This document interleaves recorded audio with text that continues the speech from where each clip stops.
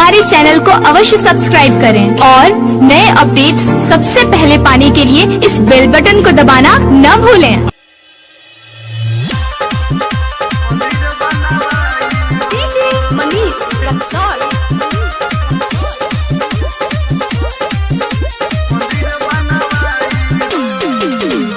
दुनिया जहान में बाई कोई गुहाला मोदी मिथल सज के सिर कहल जाला। दुनिया जहान में बाई कोई गुहाला मोदी मिथल सज के सिर कहल जाला।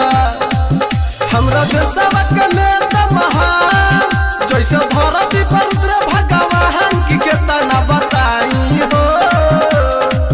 खाली बीजेपी के बहुत बयान खाली बीजेपी के बहुत बयान मंदिर बनवाई हो। खाली बीजेपी के बहुत बयान मंदिर बनवाई हो।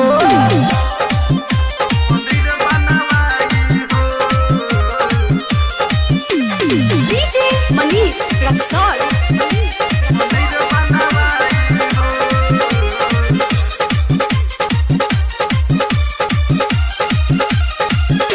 करे तो छटर पटर हटल धारा 370 जब से पाकिस्तान पिटाई दुखला चीन के क्वातर करे तो छटर पटर हटल धारा 370 जब से पाकिस्तान पिटाई दुखला चीन के क्वातर करी के तनल हम ही बखान जाने बतिया के दुनिया जहान की कतना बताई हो।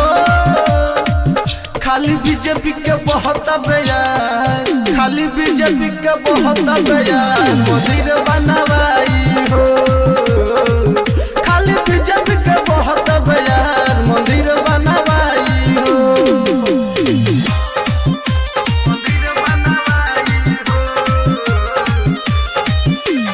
डीजे मनीष रक्सौल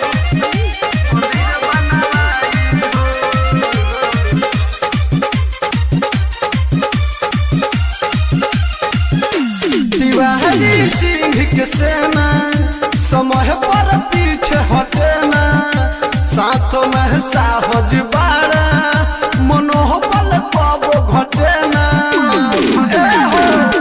दुबे पारे जी के सेना समय पर पीछे हटेना साथ में सहनिज बाड़ा मनोबल पाबो घटेना। देखो योगी जी के पता देखो योगी जी के पता कि अब क्या बताई हो। खाली बीजेपी के बहुत बयान खाली बीजेपी के बहुत बयान मंदिर बनवाई